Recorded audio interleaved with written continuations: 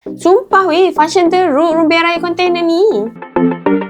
Kenapalah bau tahu padahal orang dah start pakai daripada tahun lepas lagi. Ingat kan ada satu jenis petak macam ni je? Rupanya ada satu lagi bentuk bulat. Lawa gila sebab lawa kita grab dua-dua sekali. Untuk yang petak ni ada 4 kompartmen. Yang bulat ni pula ada 5 kompartmen. Bekas kompartmen ni boleh alih macam ni tau. Mudahlah kerja korang pas ni. Nak hidang krepek ke, kuih raya ke, tak ada masalah. Sebab partition dia pun boleh tambah besar. Nak letak kondimen makanan berat pun boleh.